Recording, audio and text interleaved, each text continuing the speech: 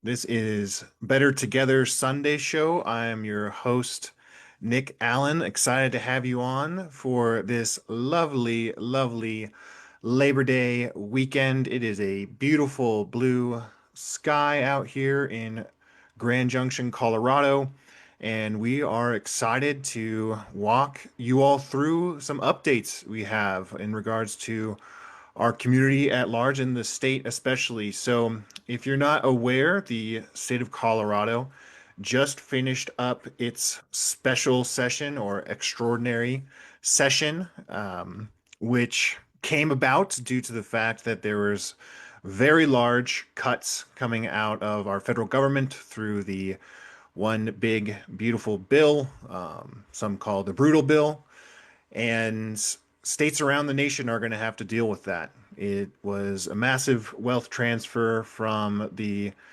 bottom percentiles for the wealthy to receive additional and extended tax cuts, and we are having to deal with it on the back end. That being said, those that are already criticizing the state of Colorado for having budget issues prior to this bill are correct. There were several budget issues heading into this year already. They were just ex extended due in large part to the feds falling through, and we're having to pay for this literally and figuratively. It's going to be quite brutal for a long time, and a reminder that we have elections coming up in really year and a half, only a year and 3 months. So getting ready.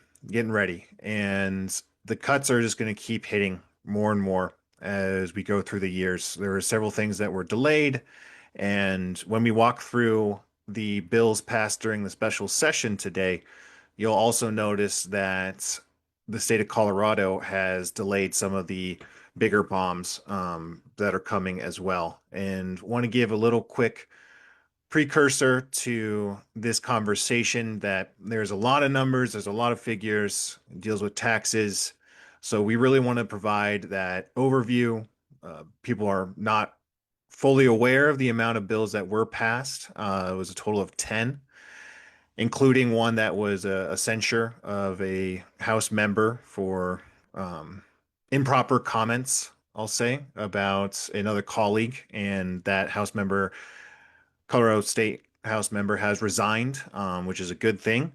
So we're going to break it down. We're going to show folks one really important factor of how to even look up bills in our government and really keep track and keep that, transparency going for the state of Colorado. So to start things off, we want to thank you again for joining us, and we're going to talk about how to search a bill in the Colorado Legislature.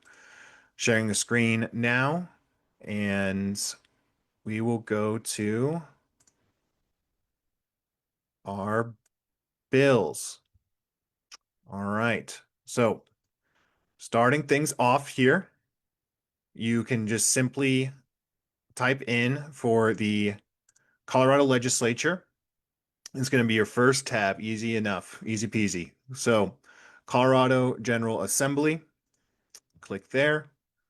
You'll see all of these top options here with good links to budgets and different committees. You'll find your legislature, goes through term limits, all of it. We are going to find a bill. It's going to be on the top section here. And these are things that are updated live during session and a great way to know what's going on. And we like to just hit apply here, which will then open up the ability to select a session. So we are going to do the extraordinary 2025 extraordinary session, extraordinary, and apply that. And you can see all the bills that were introduced. So a total of 35 were introduced, and 10 have been either signed by the governor or passed along to his desk. So I'm just going to read through the top titles, and then we'll get into the summaries of each one, and I'll show you what that looks like. Covering the titles just to reaffirm if it was passed or just sent to his desk. So, first one is, and by the way, when you see these letters and numbers, so HB stands for House Bill 25, that's the year. And I believe the B, I've not seen the B before, so that's probably in connection to the extraordinary session, special session. And this bill is the bill number, so 1002. And special session is starting off with 100 followed by the bill number. So we'll just call these, we won't say the whole number title, it's just 1002, 1005, etc. 1002, signed by the governor, was the corporate income tax foreign jurisdictions. This one's basic. It's hating on companies that are using offshores accounts, um, potentially, getting some monies that are not being taxed appropriately, and a way to really just make sure that corporations are paying for, using Colorado's resources versus just offshore or, foreign jurisdictions.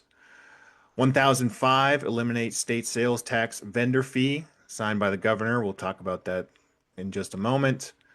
1006, improve affordability private health insurance. I don't know if it's improved. We'll talk about it. 1003, insurance premium tax rate for home offices. 1001, qualified business income deduction add back. 1004, sale of tax credits. 1001, this was the one, a bill condemning the conduct of Representative Ryan Armagost, who was the Republican whip, so somebody that was in charge of trying to increase voter turnout, and he resigned due to the inappropriate comments that he stated and shared with colleagues through, I believe it was a group chat or chain email. Senate bill, so SB, when you see those SBs. So we have a Senate bill here for, this is Senate Bill 3, Healthy School Meals for All. This was sent to the governor's desk. We'll talk about that. Senate Bill 4, Increased Transparency for Algorithmic Systems, sent to the governor. Process to reduce spending during shortfalls, sent to the governor. Reallocated Department of Natural Resources wolf funding to health insurance enterprise, sent to the governor. SB 2, state only funding for certain entities, sent to the governor. You can see multiple ones that have been postponed indefinitely. And we'll just continue through here. 1009 for artificial intelligence systems. There was a big debate about this. It's going to be brought up again, I'm sure, in the regular session, but there's a lot going on right now around artificial intelligence, price fixing from that, violations of labor practice, a whole extraordinary amount, but that was not pushed forward to the governor. And there's page 1. Looking through page 2, we are not going to see anything there that was passed on to the governor. So we'll start just from the top. Like I mentioned, you have the corporate income tax foreign jurisdictions. When you click on a bill, it will bring you to this page. So the page gives you, again, the title, being a special session. It's got that extra B in there. Corporate income tax foreign jurisdictions, concerning corporate income taxation related to foreign jurisdictions. When you want to find, there's typically in regular session going to be the summary right here. You can also scroll down to find all the steps of the bill within the bill text. You can see what committee it went to and the votes there. If you want to just check out all votes, you do so by clicking on the vote tab. You can see here it gives you that overview for A's or I's and no's. And then you can click to view on who exactly voted which way if you're interested in that. Amendments, whether they passed or lost, The bill history, again, gives you the thing all overview. Sponsors, each bill has to have a sponsor. So you can see our prime sponsors. So those that officially introduced the bill, representative and a senator, followed by those co-sponsors. So folks that signed on to have it, be in support. So here is the overall bill. When you click on view fiscal note is a big thing that a lot of folks look at when they are, lobbying or being a part of the legislature, whether you are obviously a elected official or just, a citizen, a resident that's curious about what's going on in my state. For example, this bill is to create a corporate or a state corporate taxable income addition for federal foreign derived eligible income deductions, expands a state subtraction from the corporate income, adds countries to the list of specific foreign jurisdictions presumed to be used for tax avoidance.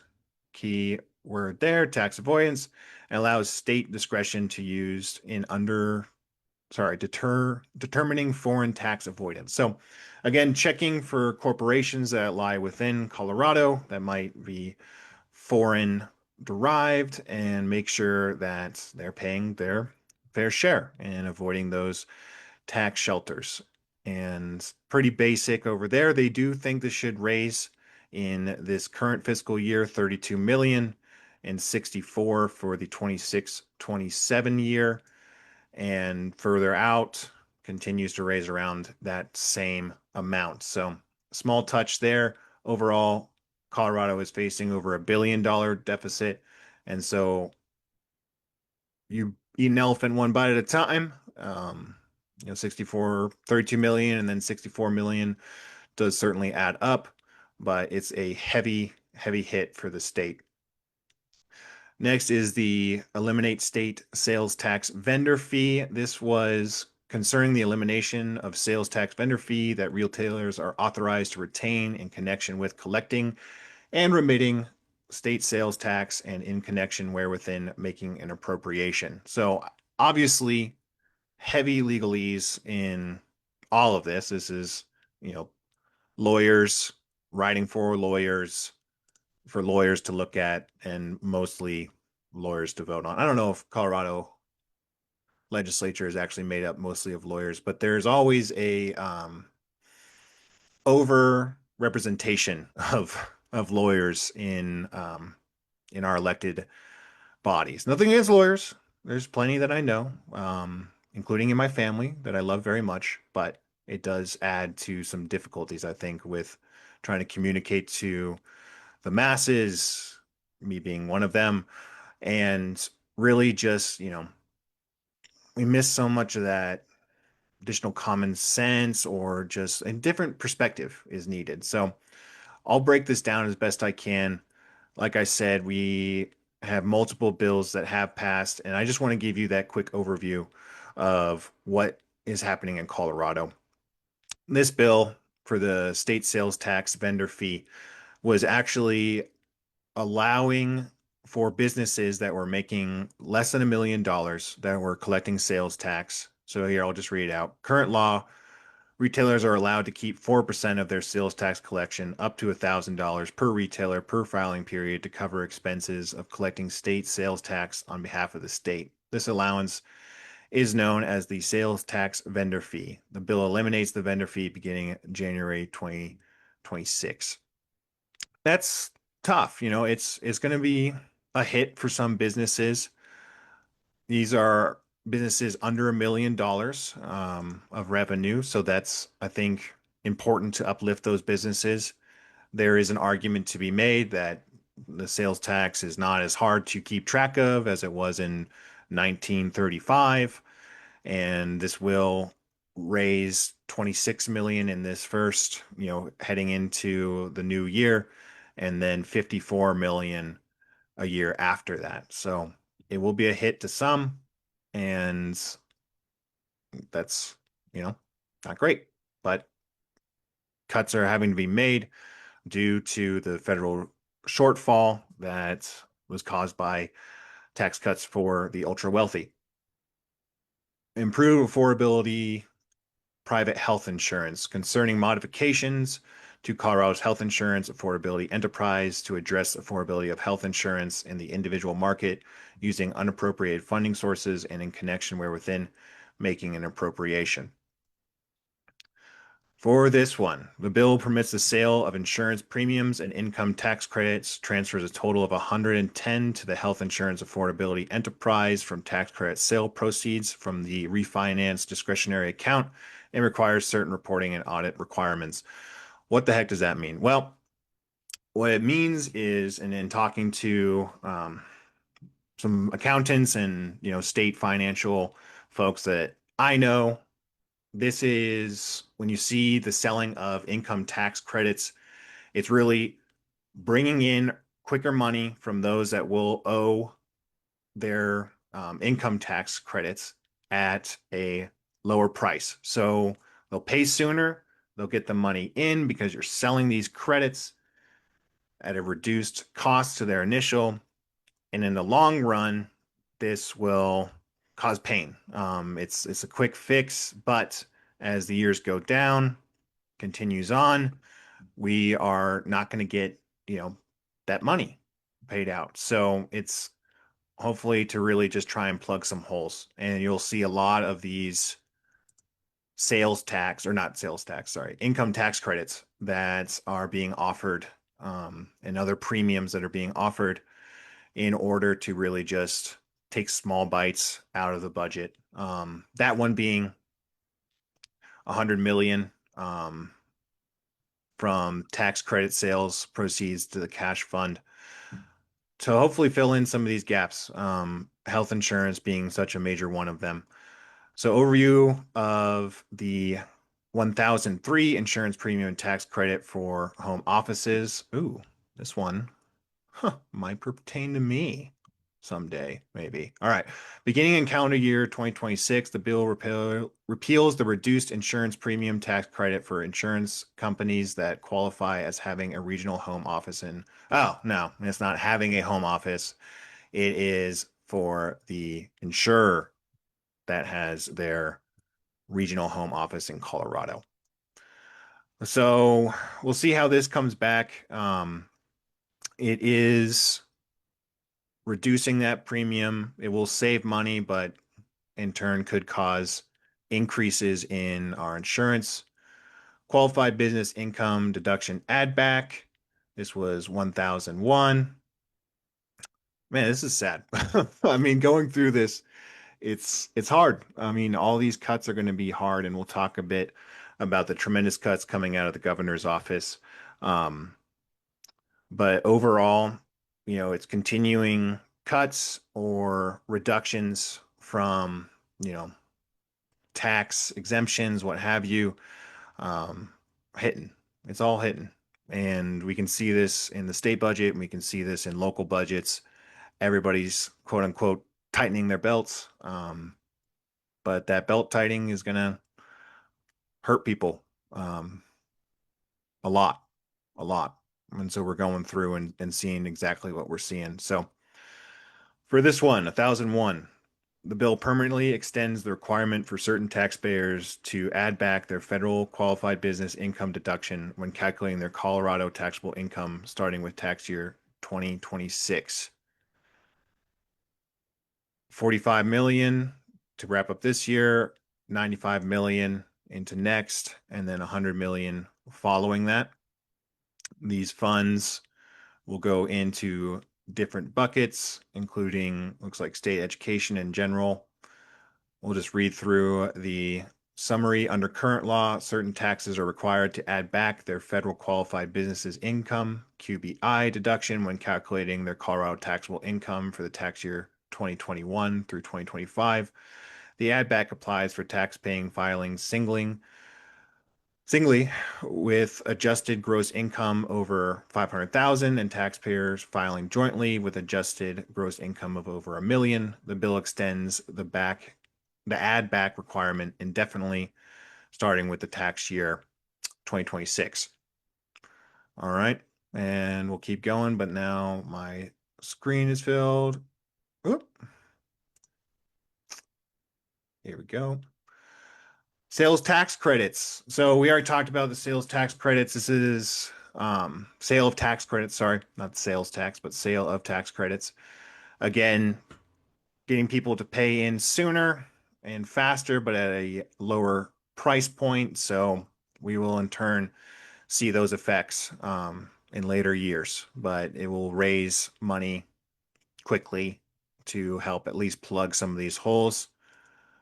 After that was, 1001. So this is how they started off the session, condemning the conduct of Representative Ryan Armagost, and he is a former representative now. Again, he was sharing a video, or it was a photo of another representative uh, doing her job in, I think, giving a floor speech or something along within the chamber, and derogatory comments about her looks and just nasty stuff from the articles I read about it. And thankfully, he did resign, and this censure or the condemnation did pass as well. And I wanted to make a point too here. So I went down to the votes on this one just out of curiosity to see how our local folks voted. For the resolution itself, it was 59 in the aye and 2 against and 3 other. So our here in Mesa County, we have Matt Soper, who represents House District 54, and we have Rick Taggart, who represents House District 55. Taggart voted yes, so to condemn those actions, and Soper voted excused. So he avoided this vote. Um, it's not surprising. I think it was, well, maybe, he could certainly have his reasoning. I would appreciate knowing it. Um, but when you have, something like this, you really, really need to, condemn it. It does not belong in our representative body. Healthy school meals for all. This is something I worked on a lot when I was an organizer in helping this process get passed. There are issues that the money is low. It's not meeting the demand. And during COVID years, the federal government was actually paying for students to have their meals at school. Amazing. I know giving kids food is an important thing. And, there's a thing in some schools that are called lunch debt. So kids have debts built up for just eating their breakfast and lunch. Colorado does not allow for that, which is great. It feeds kids when they're hungry, and if you're hungry, you can't learn. And so it's a massive, important thing. And it's been so well utilized that they're looking for additional funds. And they're hopefully let's check this one out. So the fiscal note, the summary. The bill makes changes to Proposition MM, which was referred to voters at the November 2025 statewide election in House Bill 1274. This bill also makes changes to, um, sorry, this bill also makes changes. I just had a message from a member. The bill makes changes to conditional allocations of funding for Healthy School Meals for All program and adds funding allocations for Supplemental Nutrition Assistance Program.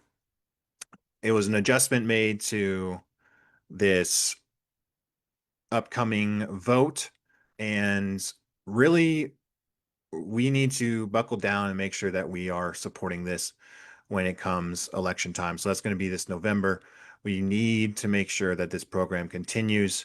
It's going to help with our local farmers who are also taking a massive hit with the direction we're going right now from our federal side. And our kids need food. So let's feed them, and we'll figure it out after that. Increased transparency. Oh, so this one, Did pass. Okay. Increasing transparency for algorithmic systems concerning measures effective no later than June 30, 2026 to increase transparency for algorithmic systems. This went off being passed. It's my understanding it will go to the governor and hopefully, hmm. So this bill delays effective date for implementing of Senate Bill 24, so last year, 205 from February 1st, 2026 to June 30, 2026. Interesting. Interesting. Okay. We're figuring this out live together.